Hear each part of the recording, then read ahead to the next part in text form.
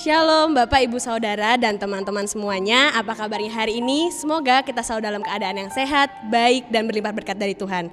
Hari ini kita sama-sama akan mendengarkan perenungan firman Tuhan yang berjudul Need More Practice, yang diambil dari bacaan Pengkhotbah 9 ayat 10 dan 2 Tawarikh 15 ayat 7. Sebelum kita memulai perenungan pada hari ini, mari kita bersatu dalam doa. Tuhan Allah Bapa kami yang bertata dalam kerajaan surga, terima kasih Tuhan Engkau boleh menyertai kami dalam istirahat semalam, hingga Engkau boleh bangunkan kami kembali pada hari ini dengan baik tanpa kekurangan suatu apapun. Tuhan, sebentar sebelum kami melakukan aktivitas kami hari ini, Tuhan berkati kami akan mendengarkan sedikit daripada firman-Mu. Tuhan berkati hati dan pikiran kami agar kami boleh mendengarkan firman-Mu dengan baik, sehingga firman yang disampaikan pada hari ini boleh menjadi pedoman dalam hidup kami dan kami jalankan sebagai rema dalam hari-hari kami ya Bapa. Tuhan, doa yang tidak sempurna ini kami panjatkan dalam satu nama Tuhan kami Yesus Kristus. Amin. Perenungan firman Tuhan hari ini berjudul Need More Practice, yang diambil dari bacaan Pengkhotbah 9 ayat 10 yang berbunyi, segala sesuatu yang dijumpai tanganmu untuk dikerjakan, kerjakanlah itu dengan sekuat tenaga, karena tidak ada pekerjaan, pertimbangan, pengetahuan, dan hikmat dalam dunia orang mati. Kemana engkau akan pergi? Bacaan kedua diambil dari 2 Tawarikh 15 ayat 7 yang berbunyi, tetapi kamu ini kuatkanlah hatimu, jangan lemah semangatmu, karena ada upah bagi usahamu. Waktu duduk di bangku sekolah dulu, saya mempunyai seorang teman. Tapi teman saya ini bisa dibilang cukup istimewa. Kenapa istimewanya? Ya, dia pintar. Sebentar, dia sangat pintar. Namun sayangnya dia tidak pernah masuk peringkat kelas. Kok bisa ya anak sepintar dia tidak pernah masuk peringkat? Mungkin itu karena kebiasaannya. Kita lihat saja dari dia masuk sekolah. Hampir setiap pagi, dia selalu disambut oleh guru BP kesayangan. Tapi, kalian tahu nggak kenapa dia disambut sama guru BP kesayangan? Dia selalu telat berangkat sekolah. Sesampainya di kelas, dia menjadi favorit untuk semua guru. Tapi bukan karena dia sifatnya rajin.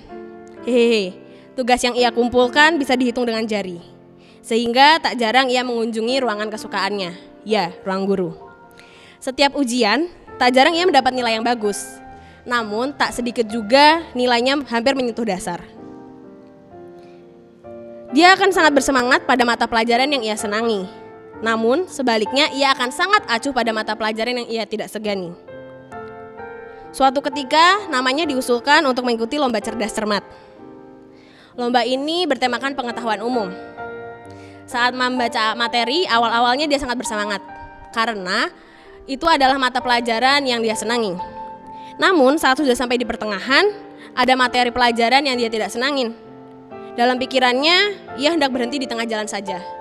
Namun ia berpikir kembali, jika ia berhenti di tengah jalan, bagaimana dengan nama baik sekolahnya? Bagaimana dengan teman-teman seperjuangannya? Dan bagaimana dengan dirinya yang juga sudah berusaha keras sampai di pertengahan jalan ini? Akhirnya dia memutuskan untuk melanjutkan perjuangannya sampai pada perlombaan. Dia berjuang sekuat tenaga dan pada akhirnya dia mendapatkan hasil. Akhirnya dia dan tim membawa pulang kemenangan dan mengharumkan nama sekolahnya. Mulai dari saat itu dia belajar bahwa segala sesuatu perjuangan itu tidak ada yang sia-sia. Dari situ juga ia belajar bahwa segala sesuatu yang dijalankan dengan niat pasti ada upah yang setimpal juga. Belajar dari kisah teman saya, 2 ayat yang tadi saya bacakan di depan pasti ada hubungannya. Pengkhotbah 9 ayat 10 menceritakan tentang pekerjaan. Segala sesuatu yang dikerjakan, hendaklah pekerjaan itu dilakukan dengan sekuat tenaga. Selagi kita masih ada umur, lakukanlah segala sesuatu itu dengan sepenuh hati. Kita tidak pernah tahu umur kita sampai kapan. Jadi selama kita masih diberikan pekerjaan, selama kita masih diberikan kekuatan untuk melakukan pekerjaan itu, lakukanlah pekerjaan itu dengan baik. 2 Tawarikh 15 ayat 7 menceritakan bahwa setiap apa yang kita kerjakan pasti ada upah yang kita peroleh. Karena itu, setiap pekerjaan yang dijalani hendaklah tidak kendor semangat kita, tidak lemah hati kita, dan percayakan setiap pekerjaan yang kita lakukan kepada Tuhan. Dan yakin bahwa ada berlian yang indah di balik setiap tembok pertambangan yang keras. CEO Tesla, Elon Musk berkata, menyusun rencana berlian tanpa mengeksekusinya sama saja dengan buang-buang energi. Apa yang kita angan-angankan tidak akan menjadi nyata jika tidak disertai dengan tindakan. Semua itu hanya akan bermakna sebagai wacana jika kita tidak mau mengusahakannya. Banyak orang yang kecerdasannya biasa saja, bahkan tingkat pendidikannya pun relatif rendah. Tapi justru dia memiliki kesuksesan yang sangat besar. Karena apa? Karena mereka memiliki semangat dan kegigihan dalam eksekusi wacananya. Sementara itu, tak sedikit juga orang yang berpotensi tinggi, memiliki kepandaian yang besar, juga malah menuai kegagalan. Karena hanya semangat di awal saja. Bagaimana dengan kita?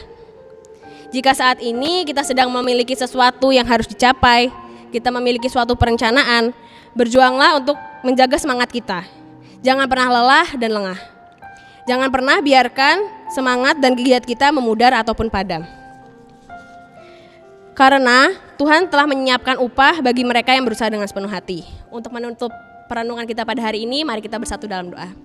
Tuhan Allah Bapa kami yang bertata dalam kerajaan surga, terima kasih Tuhan Engkau boleh memberikan kami waktu dan memberikan kami kesempatan untuk mendengarkan perenungan firman-Mu ya Bapa. Tuhan berkati kami agar kami boleh terus mengusahakan segala sesuatu yang kami rencanakan. Kami boleh terus bersemangat dan berusaha untuk mencapai apa yang kami harapkan ya Bapa.